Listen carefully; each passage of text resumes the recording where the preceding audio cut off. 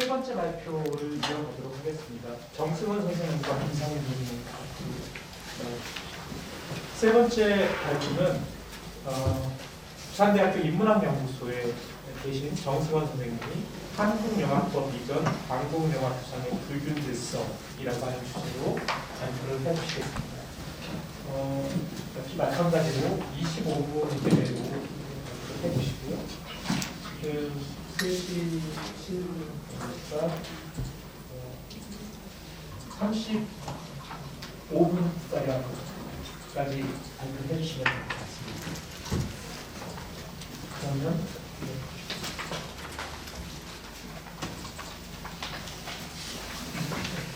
선생님의 발표를 소개해 드리도록 하겠습니다.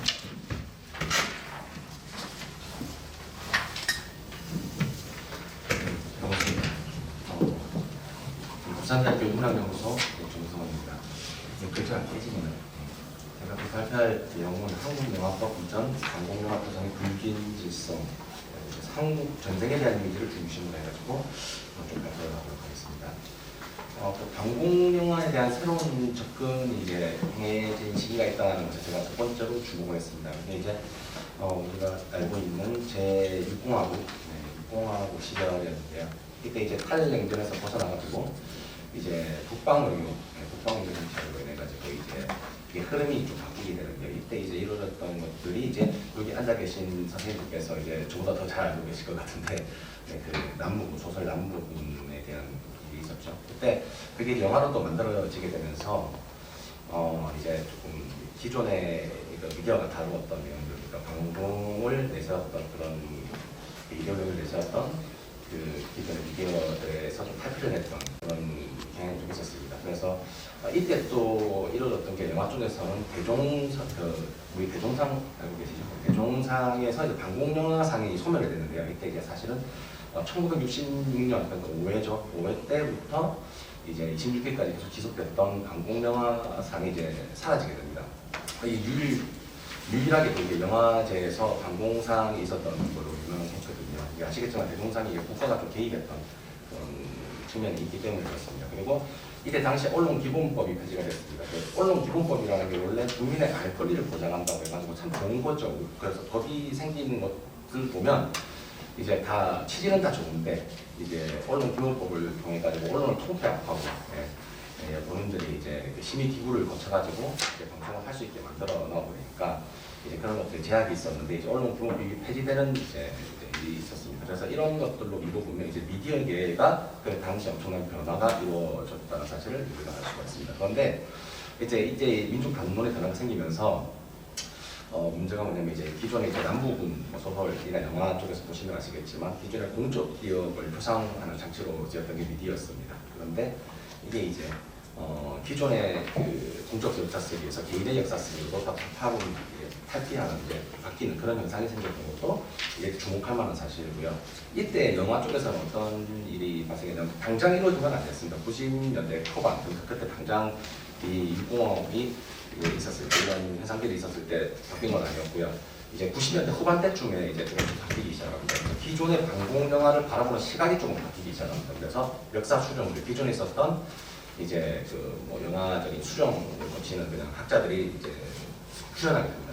그래서 이제 그때 역사 수준의 시각이 제고됐다는 현상을 제가 보게 되고요. 그래서 방공영화에서 분단영화, 기존에는 방공영화라는 용어가 엄청나게 많은 용어를 이렇게 규범하게 했습니다. 그래서 전쟁영화, 전투영화, 군사영화, 선전영화, 경영영화, 빨치산 영화, 간첩영화, 이런 빨치산 영화랑 간첩영화니까 안에 굉장히 분장인물을 조절해서 구분하는 거거든요. 그런데 이렇게 다양하게 불리던 방공영화라는 것이 이제 분단영화의 개념으로 이제 좀 이게 확정되기 시작합니다. 그래서 이게 분단영화는 처음에 이영일, 영화 쪽에서는 이분이 한국 영화사를 기술하신 배서사를 쓰신 분으로 유명하신데 이분이 언급한 분단영화 개념을 빌려와서 이제 학자들이 이렇게 쓰기 시작을 하는 겁니다. 그래서 이 분단영화의 개념 용어에서 봐서 아시겠지만 앞서 제가 언급한 이런 경향, 그죠?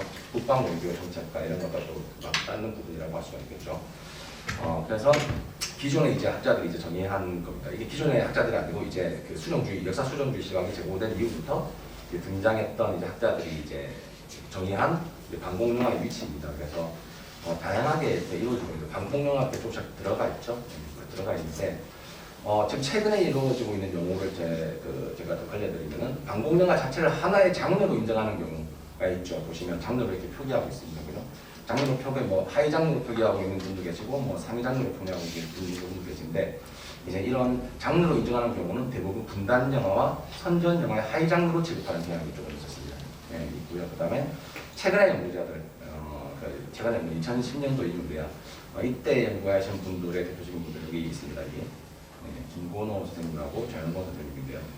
이 선생님들은 방공영화를 하나의 일관되고 조속되는 장르로 취급하기보다는 전쟁영화 비슷한 의미로 시작하는 경향이 좀 있어요. 그런데 여기 보면 김건호 선생님 같은 경우에는 이제 방공영화와 이제 전쟁영화 등이 그 분단영화 등이 매 시기마다 등장했다. 이제 이렇게 정리하고 있고요. 이제 정영권 선생님 전쟁영화보다 방공영화가 좀 더 위에 있다.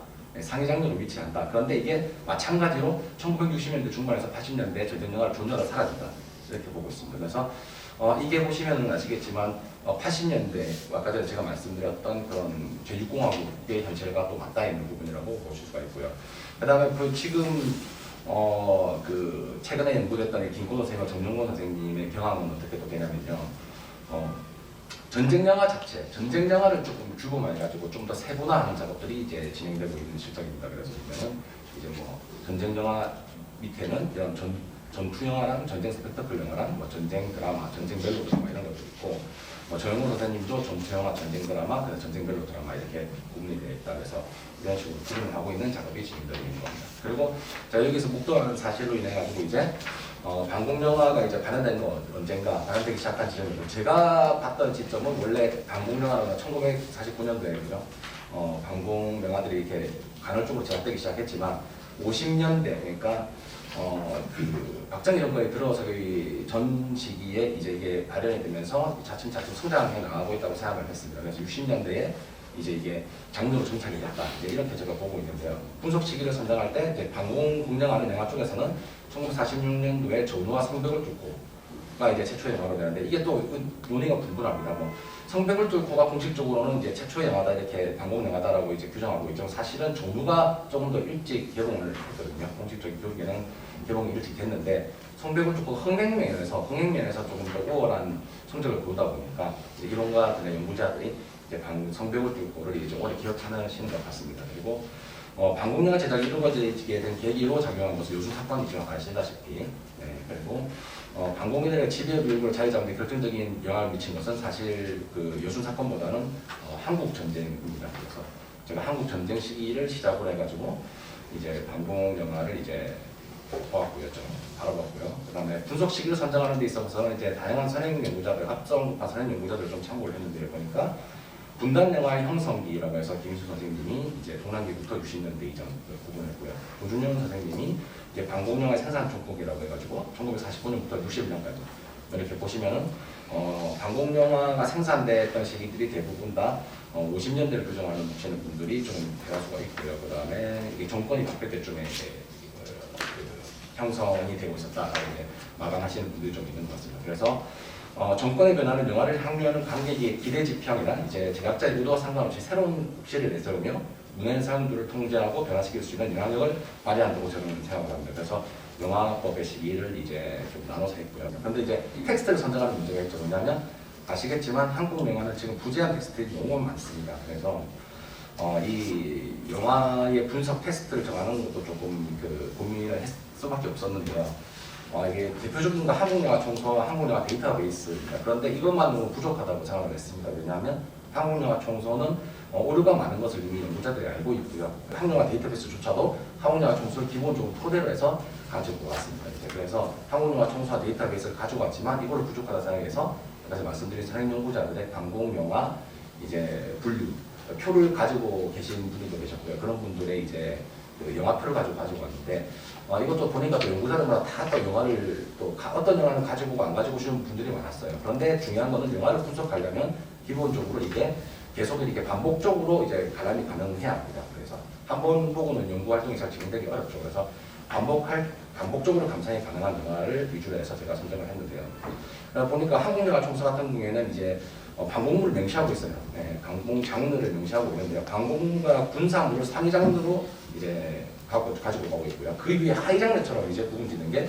방공군사물, 방공기본물, 활극 방공물, 군사기본물, 군사기록물 같은 호종성을 띠는 하위 장르들을 구분하고 있습니다. 그래서 여기 제가 보니까 정확히 한국 영화 총서가 우리가 말하는 군사물이 무엇인가, 뭐 방공물이 무엇이다 이런 식을 기술을 해놓지 않았습니다. 그래서 제가 영화들을 통해서 좀 살펴봤습니다. 그래서 도대체 이게 한국 영화 총서에서 구분하는 군사물이라는 영화를 보고 방공물이라는 영화를 이렇게 보자 하니까 군사물 같은 경우에는 대다수 이제 전방의 한국군을 다루는 이제 영화들을 갖다 군사물로 다루는 경향이 좀 있었고요. 그다음에 방공물은 전후 혹은 전쟁 중 한국인, 이게 군인 신분 포함입니다. 군인이 나올 수도 있습니다. 그래서 고립된 적을 주인공으로 하면서 후방에 존재하는 내부의 적을 또 구성한다. 이런 걸 방공으로 규정을 했고요. 이게 또 특이한 게 실기물이라고 또 한 게 있는데 이게 방공적인 요소가 들어가 있음에도 실기물로 구분하는 이유가 격태라는 영화가 있습니다. 이 영화는 김만술 서령의 참전 실화다. 실제로 참전 실화를 가지고 했기 때문에 실기물로 구분한 것으로 보입니다. 그래서 서정 영화들을 이제 했습니다. 등록화했는데요. 이 영화들은 실제로 이게 한국 영화 데이터베이스를 통해 가지고 VOD 서비스로 볼 수 있는 영화들이고요. 그리고 여기 보시면 1959년에 나는 고발한다는 작품이 있습니다. 이 영화는 모노에서 제외한 이유가 있는데 이게 뭐냐면 불안정도입니다. 불안정도이고요. 그래서 사운드나 이미지가 이게 분석을 하기에는 도저히 불가능할 정도로 불안정도 상태가 됐기 때문에 이 영화는 제작이 되었습니다. 그래서 이런 영화들 제가 다루게 되면서 분석하게 되었고요. 그 다음에 이게 그 전쟁에 대한 이미지를 제가 좀 다루다 보니까 이제 집중하는 부분이 적과 전쟁 전투의 표상에 관련된 부분입니다. 그래서 방공영화에는 공산주의라는 무형의 악을 시각적으로 표상할 수 있는 외형적인 실체를 요구해야 된다. 왜냐하면 그 사람을 나쁜 사람으로 만들어야 되니까요. 나쁜 사람으로 만들어서 없애야 되니까요. 그리고 방공영화에서는 적으로서 적을 분명히 표현하면 할수록 방공 이데올로기는 더욱더 뚜렷해지게 되죠. 그래서 방공영화 역사를 보면 적의 표성과 관련한 논쟁들이 이루어지게 됐습니다. 그래서 잘 알고 계실 겁니다. 이거 영화 보신 분들은. 그래서 피아골이나 돌아온 영웅, 원래라면 친의 육포도였죠. 런쟁부. 그래서 이제 방공영웅 논쟁들이 과거에 좀 있었고요. 이게 적에 대한 표상에 대한 문제들 때문에 그렇습니다. 그리고 전투 장면을 제안할 때 전시 다큐멘터리 및 기록 영화를 배우가 등장하는 실사 장면과 조합하는 이제 그런 회상들이 또 요소가 됩니다. 그래서 이게 보면은 그냥 자연스럽게 사용하면 이게 발리가 안 될 텐데 해상도미 카메라 움직임이나 구도 등에서 이질감을 느낌에도 불구하고 이거를 컨티뉴 측면에서 요소성의 파괴가 일어나거든요. 그러면서도 불구하고 계속 이게 반복적으로 사용되는 경우가 있습니다. 그래서 피아고가 붉은 중에서의 적의 재현, 이게 공론으로 들어가는데요. 한국 전쟁기에 적을 표상하기 위해서 주도적인 역할을 한 대표적인 이미지 매체가 삐라였다고 볼 수 있습니다. 신문도 마찬가지로 그런 역할을 했는데요. 삐라는 대중문화를 흡수되어 방공영화성의 적을 표현하는 제표상의 논리로 적용했다는 게 이제 제 의견입니다. 그리고 북게의 만행 및 잔혹함을 보여주는 방공영화는 전투 장면이 삽입된 전투 영화보다 적을 주인공으로 내세우는 영화에서 가시적으로 드러나는 영향이 있었어요. 그래서 피아폴과 붉은 두목이 이런 영화의 대표적인 의미였습니다. 그래서 이 영화를 반복적으로 제가 보다 보니까 이제 여기서 이제 드러난 영화들 이런 경향들이 이제 아주 강했다는 겁니다. 그리고 이들 영화에서는 이제 인물들은 외부의 사람들이 이제 이렇게 등장하는 영화가 이제 붉은 두목 같은 경우인데요. 사실은 붉은 두목도 보시면 아시겠지만 이 영화에서 주인공들, 그러니까 우리가 악인으로 다룰 수 있는 인물들이 오히려 더 많은 스토리를 가지고 있습니다. 이런 경향들이 있고 피아포는 오히려 더 아주 완벽하게 그냥 빨치산의 내용만 다루고 있는 영화라고 보시면 됩니다. 그래서 이들 영화들 중에서 왜 악인들이 더 나쁘게 느껴지느냐 하면은 이게 적을 적이나 아군을 구분하지 못하는 현상까지 발생하게 되는 겁니다. 그래서 보시면은 피아골은 자기 내부적으로도 마찰이나 이런 것들이 뭐 죽이거나 이득을 위해서 서로 죽이거나 그다음에 여성을 뭐 성적으로 윤곽하거나 이런 일들이 벌어지게 되고요. 그다음에 불구두목 같은 경우에도 뭐 자신의 아내가 있음에도 불구하고 무용수의 딸을 또 사랑하는, 무용수도 사랑하고 무용수의 딸도 사랑하고 이런 경우도 있고, 우리가 일반적으로 삐나에서 보는 그런 배부른 김일성의 모습이라든지 그런 모습들이 아주 잘 드러나고 있는 영화였습니다. 그래서 보시면 삐나의 이런 이미지인데요. 보시면 아시겠지만 이 삐아의 내용들은 굳이 제가 일일이 다 설명드리지 않아도 이미지를 봐도 바로 이해합니다. 왜냐하면 이게 그 인포그래픽처럼 바로 보면 그 직관성이 있어야 됩니다. 원래 삐아는 아시겠지만. 그래서 보시는 순간 바로 이해가 가겠지만 인민군과 김일성은 이제 북한군의 가족이나 주민 동지들 학살하거나 그다음에 강제로 노동을 시킨다. 이런 것들이 나와 있습니다. 그다음에 이 배부르다. 자기 혼자 배부르게 된다. 그다음에 여성들을 강간한다. 이런 내용들이 있는데, 이게 신기한 게 이제 피아골과 붉은 두목에서 나오는 그 표상적인 면하고 아주 동일한 측면이 있습니다. 그래서 기존의 삐라에서 나왔던 이미지, 적에 대한 이미지가 재표상되는 그런 경향이 좀 있었고요. 그 다음에 빨치산의 장옥환 부적하기 위해서 빨치산에게 죽임을 당한 어머니, 이 장면이 등장합니다. 곁에서 어머니의 보살피를 기다리는 아이의 이미지를 보여주는, 제가 영화 장면을 추가를 못했네요. 죄송합니다. 그래서 거기 보시면은 이제 아이가 죽은 어머니 위에서 이제 올라가 있어요. 이런 이미지처럼 올라가 있습니다. 그래서 어머니의 가슴이 나오는데 그 가슴을 이렇게 밥을 먹고 싶어서 가려고 하는 그런 모습들이 나옵니다. 그게 탁 보면 똑같이 재표상이 되어 있습니다. 그리고 아이는 이 전쟁 관련 사진에서 유엔의 이미지를 이제 자주 소비되는 생각도 있거든요. 그래서 제가 전쟁 관련 사진들을 그렇게 보기 시작했었는데, 전쟁 관련 사진을 보면 신기한 게 유엔군이라든지 뭐 군인들하고 일반 그 인들이 있는 사진들이 많이 없었어요. 그런데 신기한 게 아이를 이용해서 뭔가 이렇게 유엔군이 이렇게 이미지를 표상하려고 하는 것도 엄청 많았습니다. 그래서 아시겠지만 과거에 그 강구리라고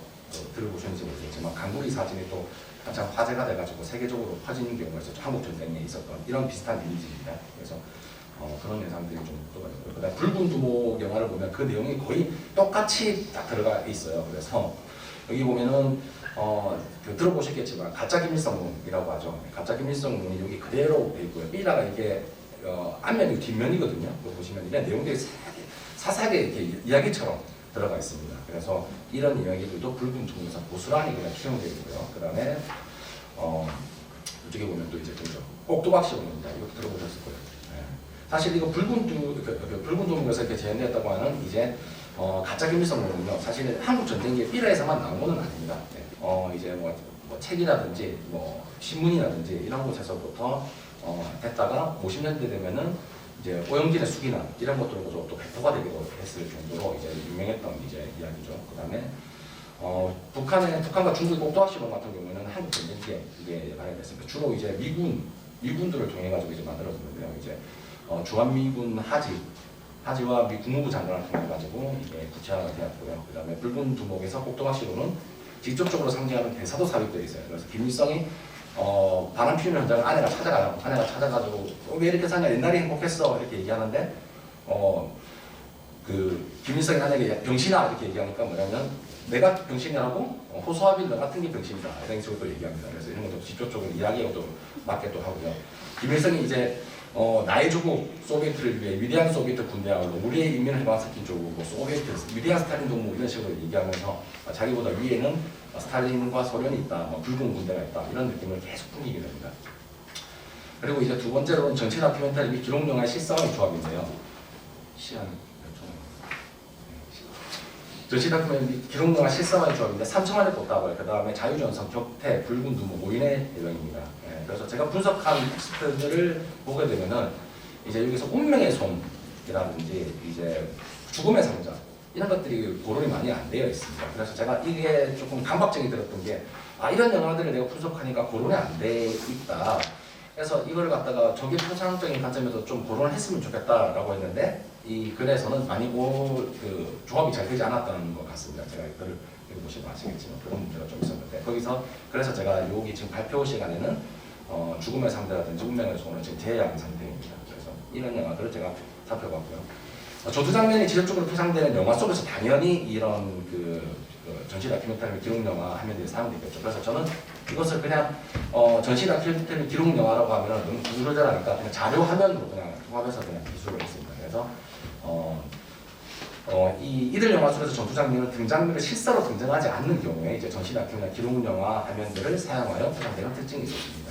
전쟁 장면을요. 그리고 이런 이미지들을 자료를 지칭했고 이런 장면입니다. 이게 정의의 진격에서 나오는 이미지인데요. 정의의 진격에서 나오는 이미지는 엄청나게 많습니다. 그래서 제가 뭐 일일이 프레임별로 다 작업을 하기에는 너무 벅차서 제가 이렇게 이거는 정의의 진격에서 나왔던 자주 봤던 이미지다라고 제가 뽑아냈어요. 그래서 그런데 이 영화들 속에서 이 앞서 언급한 이 영화들 속에서 반복적으로 사용되는 이미지들이 엄청 많았습니다. 네.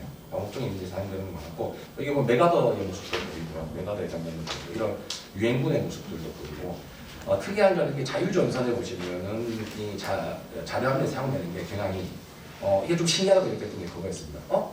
이거는 그냥 단순하게 이미지를 사용한 게 아니라 이게 포를 쏘고 포를 명령하는 사람과 포를 쏘는 사람이 이게 연속성에 딱 맞아 떨어지는구나. 연속성에 딱 맞아 떨어져서 이건 작가의 의도 그러니까 이 작품을 만드는 감독의 의도가 아닐까라고 생각했는데 제가 정의의 진격을 다시 계속 보던 도중에 이 장면이거든요. 이 장면은 다음에 포를 쏘는 장면인데 정의의 진격 원본 자체가 그렇더라고요.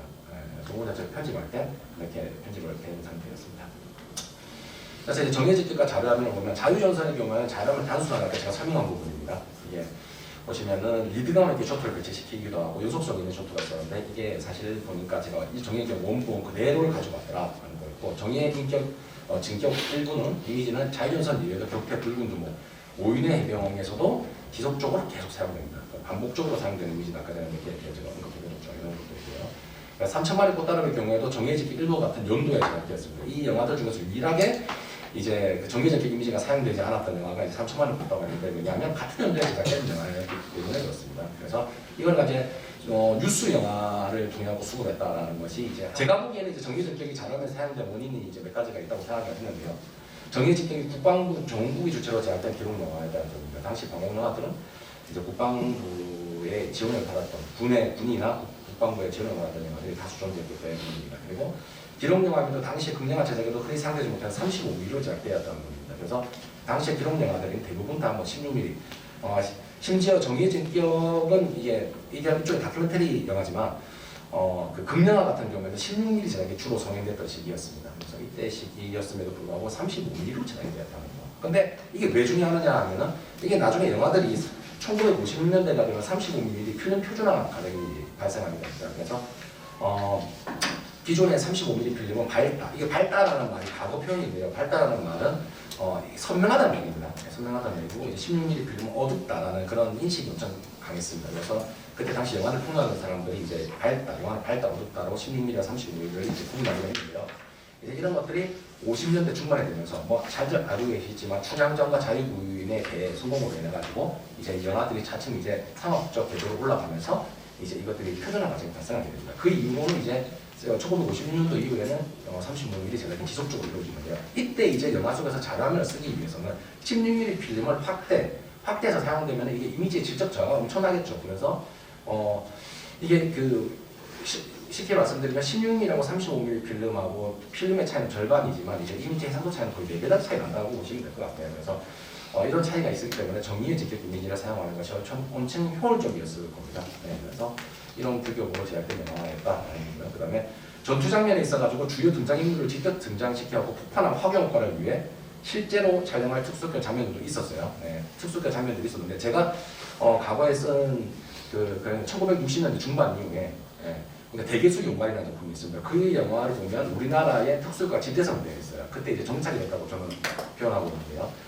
그 이전의 영화들을 보면은 간헐적으로 이렇게 특수효과들이 사용되었으나 이제 상당 부분을 이거를 전자 스펙터클을 재현할 수 없었던 상황이기 때문에 이제 기술적으로 구현 불가능한 이제 전자 스펙터클을 충족시키기 위해서 이런 자료화면을 사용된 것이 아닌가라고 생각합니다. 그리고 이런 자료화면들이 사용되는 이 양상들이 있었는데요. 보시면은 전투의 형태에 따라 좀 나눴어요. 제가 지상전, 해상전, 항공전. 물론 지상전 이미지가 촬영해서 용이했기 때문에 엄청 많죠.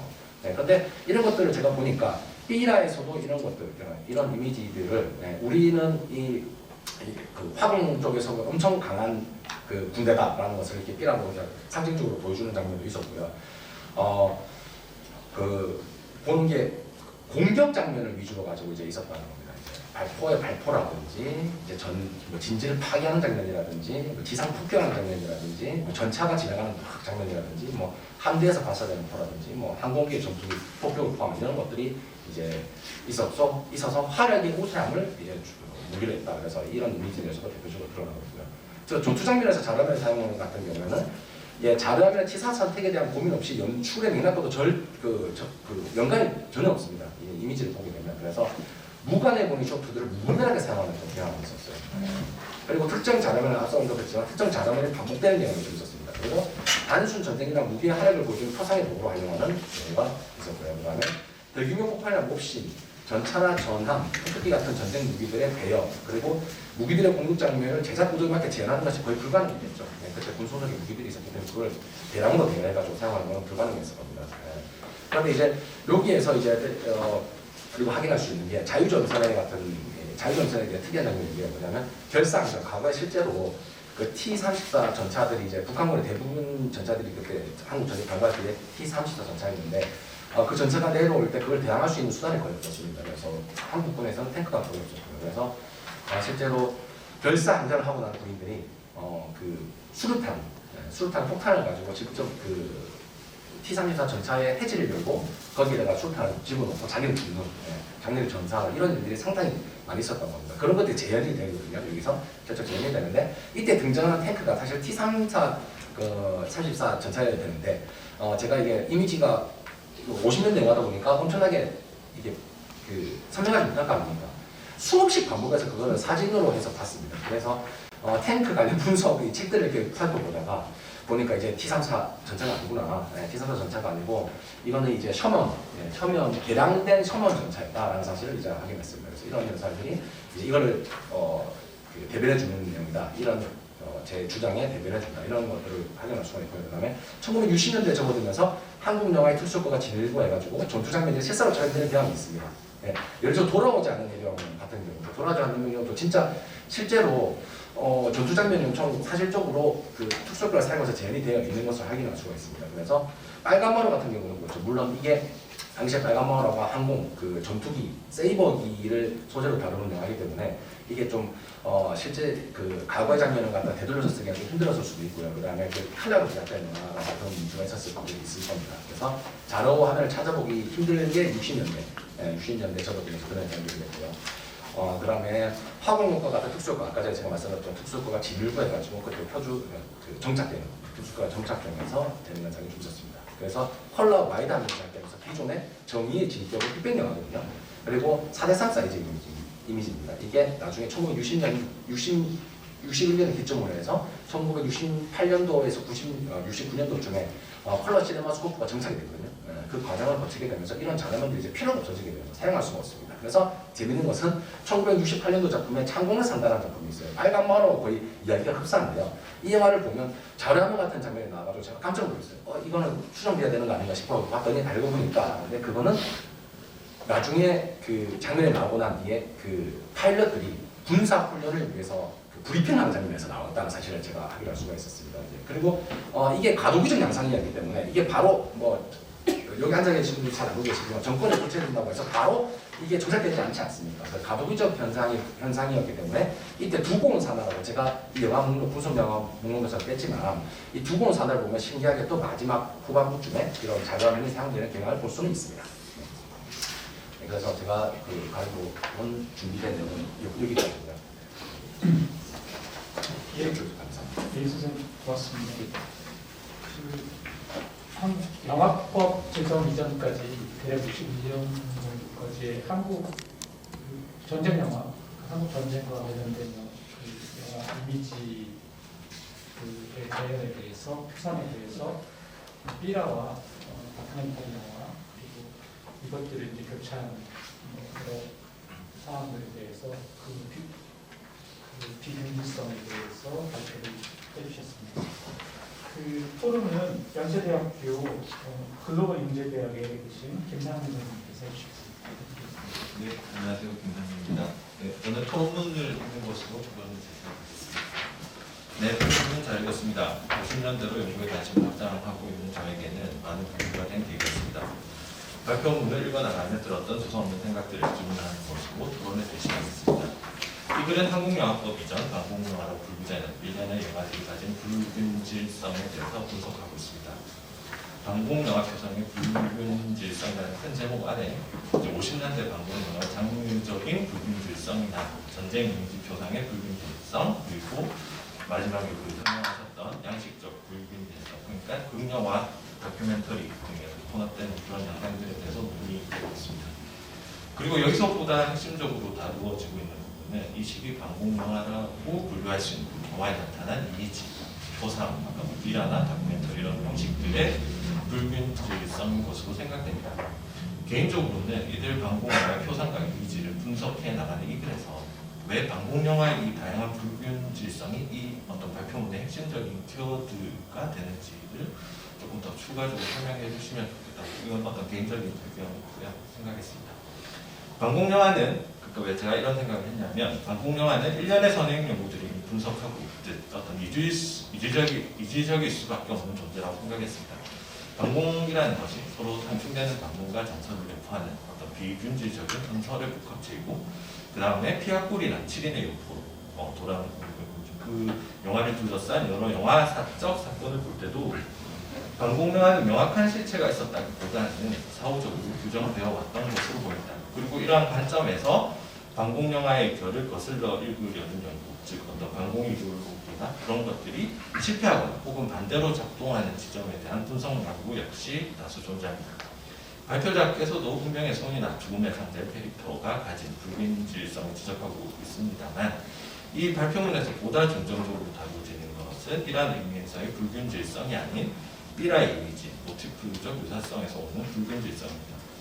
하지만 저는 이 불균질성에 의미하는 바가 좀 혼란스러웠는데요. 그러니까 어떤 출처불명의 어떤 삐라 이미지도 오고, 어떤 다큐멘터리에 그 말씀하셨던 그 자료 화면이라는 것들도 들어오고, 이런 방식의 어떤 불균질성을 의미하는 것으로 저는 이해를 했는데, 또 어떤 이런 구조들에서 보면 삐라가 방공이념을 선전하기 위해 조작되거나 은폐되었다는 점에서 표상의 측면에서 불균질성을 내포하고 있고, 이러한 불균질성은 당대의 방공영화를 통해서도 고스란히 드러난다고 하셨는데, 그러니까 이게 어떤 삐라의 내용의 어떤 그런 것들 불균질성을 지적을 해주셔서, 그래서 제가 생각하기에 삐라가 심리전의 산물이고 이것을 영화가 창조했다면 방공이라는 관점에서는 오히려 그 삐라의 내용들은 비균질적인 어떤 방공의 어떤 벗어나는 그런 비균질적인 부분들을 제거하고 어떤 균질화의 과정을 거친 것이 아닐까라는, 그래서 이게 영화로 들어왔다면 오히려 반대의 해석이 되지 않을까라는 잠시 생각을 해보았습니다.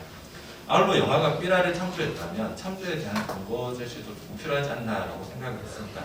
물론 분석하신 것처럼 삐라의 이미지나 담화를 당대의 방공 영화가 참조 공유할 가능성은 얼마든지 있고, 또한 실질적으로 유사하다는 점은 이제 맥락적으로 접근이 가능한 부분이라고 여겨집니다. 하지만 방공영화 제작의 삐라를 통한 심리전을 펼친 경험이 있었던 분당국의 개입이 어떤 필요했을지 모른다라는 어떤 소설이나, 아니면 어떤 이런 이미지들을 통해서 관객들에게 다시 재표상했다라는 이런 구조 소설을 하신 걸 보면 뭔가 제가 놓친 어떤 그런 이 삐라와 영화 간의 어떤 역사적인 사실이 있지 않나라는 생각이 들어서, 혹시 이 부분에 대해서 좀 추가적인 설명을 해주시면 어떨까라는 생각이 들었고요.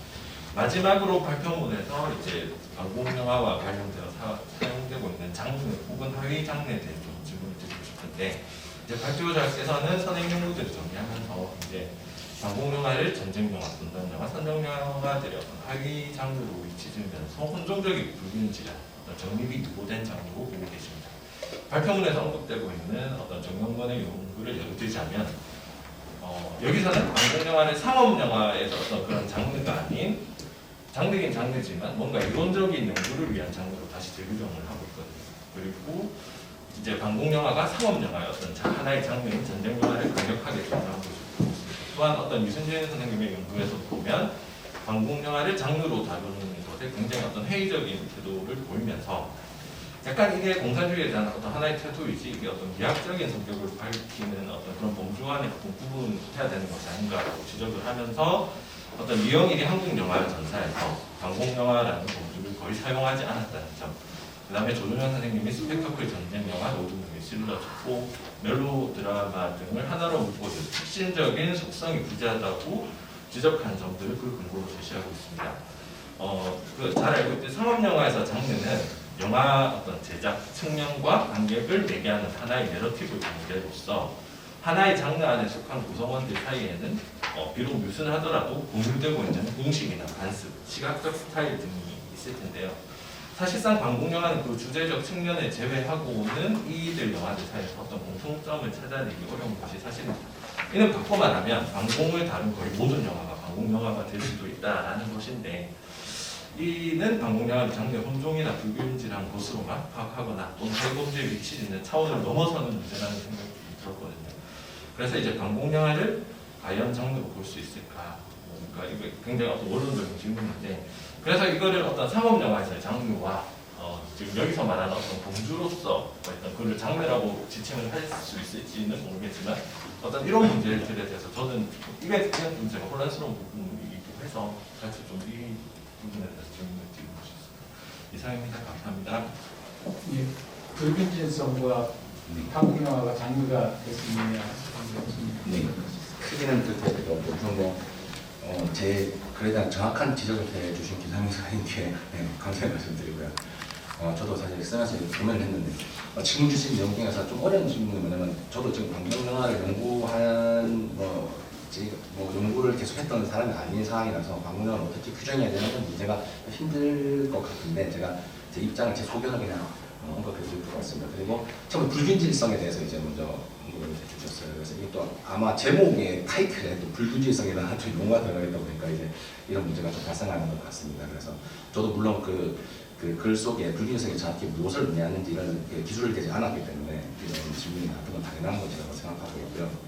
보통 영화 분야에서 불균질성이라는 로빈 후드의 개념을 보통 사용하는 경우가 많습니다. 그런데 이게 보통 영화 분야에서 그 불균질성을 로빈 후드다 이렇게 얘기하는 경우가 우리 머릿속에 있지만 사실은 이게 불균질성이라고 해서 로빈 후드의 개념이 무조건 사용돼야 되는 건 아닙니다. 그리고 불균질성을 언급하는 논문들이 그렇게 많지는 않고요. 맞습니다. 그래서 로빈 후드가 생각하는 자기가 기술했던 그 불균질성이라고 하면은 이제 당대 지배 이데올로기에 종속된 경험이라고 합니다. 그건 이제 로빈 후드가 잘못된 경험이라고 이제 이렇게 표현을 하더라고요. 그래서 잘못된 경험 속에서 이제 예술가, 창작자가 이제 거기에 대항해가지고 텍스트를 이제 자기가 고의적으로 이제 파편하거나 이제 파기할 수 있는데 그 과정에서 이제 이것들이 그 연출 그 창작자가 이게 통달하게 되면 그게 균질적으로 보인다. 그럼 이게 균질적이 않게 보이기 위해서 통달하지 않게 공합이 이루어지지 않는다. 이런 개념으로 이해가 될 것 같습니다. 그래서 어떻게 보면 이 개념이 이 논문에서 맞아떨어질 수 있지만 질문해 주신 바와 같이 삐라 같은 경우에는 그렇게 규질적인 측면이 아니었느냐라고 이제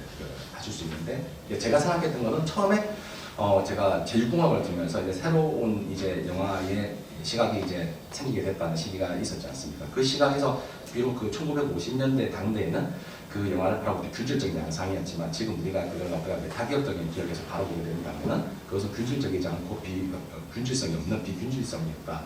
불균질한 특성이 보였다는 것이 이제 제 입장으로서 이제 이런 용어를 사용했는데 그래서 혹시 뭐 나중에 이 용어가 부적절을 하다고 한다면 나중에 라운드 테이블 시간이 있어가지고 이런 좀 교환해 주시면은 뭐 제가 또 연구하는 데 도움이 될 것 같고 여기 다 계신 분들께서 국어국문학과나 이제 그 관련된 분들이나 이제 뭐 다른 일어인문학과 그 선생님께서 많이 계신데 이게 사실 이게 장명에 관한 거라서 제가 영화 관련 분야에 있는 사람이 이게 장명에 대한 걸 애를 많이 먹었습니다. 그래서 불균질성에 정의하는 측면이 이게 좀 난해했던 건 저도 사실이고요. 그 점에서 김상민 선생님이 잘 지적해 주신 것 같습니다. 네.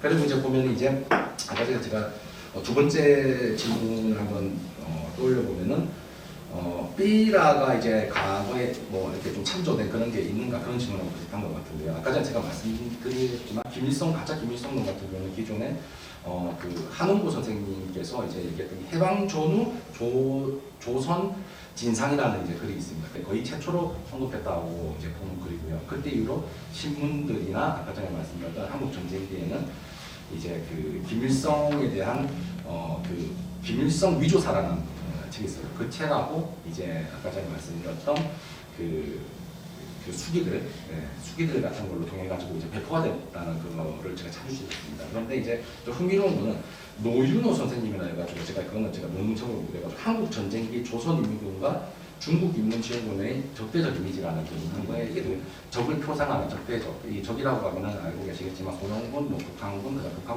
그 중공군이 되겠죠. 이 북한군의 적대적인 이미지를 생산하기 위해서 생산해가지고 그걸 갖다가 소설이나 그다음에 신문, 그다음에 일화 등을 통해서 이제 동일하게 반복돼서 이제 표상되는 측면이 있었다라는 걸 실제 연구합니다. 논문이 좀 짧습니다. 그래서 이런 측면들을 통해 가지고 제가 보기에는 당연히 그 맥락적으로 선생님께서 언급하신 바대로 이게 맥락적으로 당연히 영화 속 일화 이미지가 표상되는 것은 당연한 것이 아닌가라고 생각을 했던 것이고요.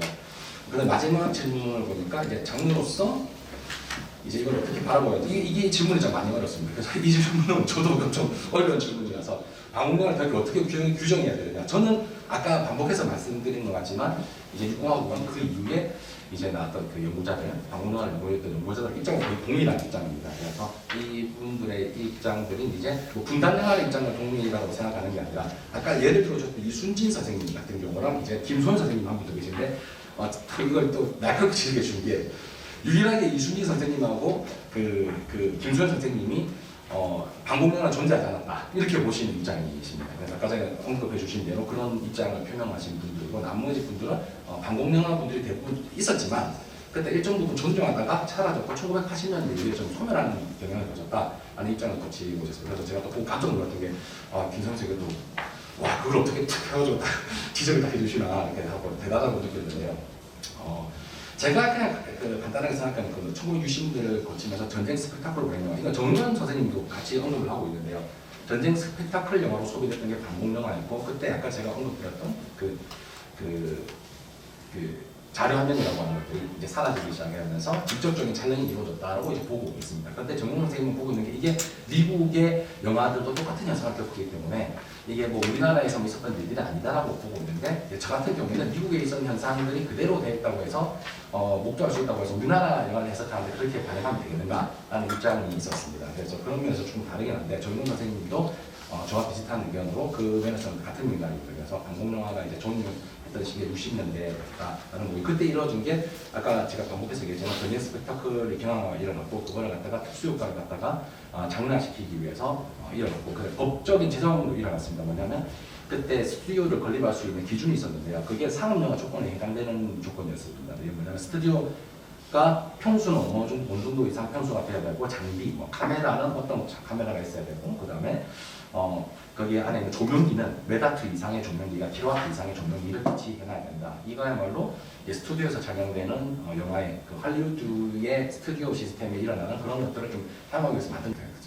그 60년대 이후에 또 장르가 또 병합하는 현상에서 액션 장르하고 전쟁 영화하고 병합하는 현상에서 많이 생깁니다. 이것은 장르화를 하기 위해서 액션화를 했다. 아까 장르 스펙타클과 같이 연관되는 측면으로 저는 생각하고 있고요. 그다음에 조준현 선생님이 말씀하셨지만 이같이 방공영화가 지금은 이렇게 좀 사라진 경향일 수도 있지만은 장르 현상을 겪었다고 이제 말씀하고 계십니다. 그게 뭐냐면 존조가 되는 영화가 등장하고 그 존조의 흥행작들이 생산되기 시작하면서 그 흥행작들의 아류작들이 생산되고 그 아류작들을 통해 영화가 상영되다가 나중에 쇠퇴하게 되는 과정을 거치게 된다.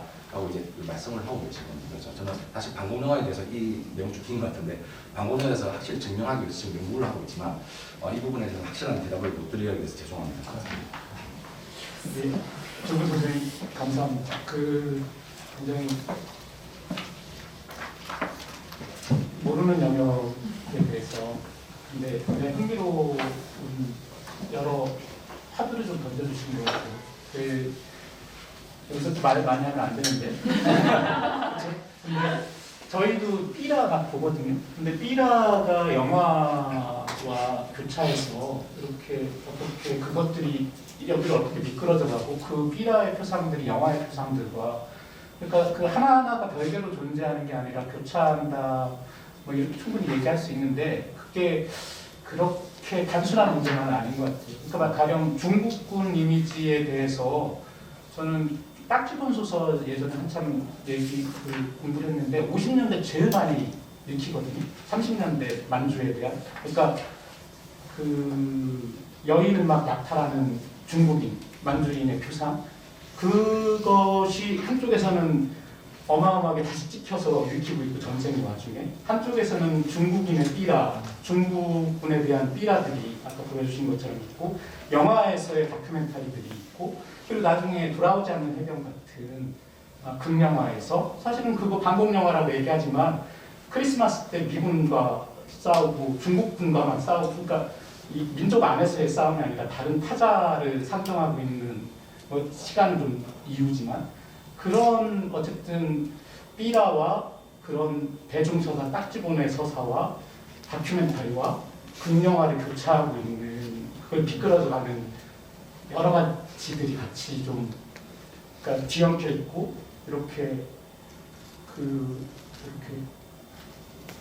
어떤 그런 형국들이 갑자기 선생님 발표를 들으면서 굉장히 좀 한번 이게 전쟁, 태평양전, 이른바 대동아 전쟁, 한국전쟁, 베트남 전쟁뿐만 아니라 이런 대중의 서사 안에서 대중들이 가지고 있는 타자에 대한 이미지들이 그런 여러 다른 장르들을 타고 어떻게 이렇게 미끄러지고 교합하는지 뭐 이런 것들 생각해 볼 수 있겠다 그런 생각이 들었습니다.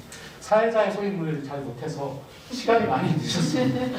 쉬는 시간이 예정상으로는 6분밖에 남지 않습니다. 일부 발표를 이렇게 마무리하도록 하겠습니다. 수고하셨습니다. 네, 이것으로 그 토론 1부 마치도록 하겠습니다.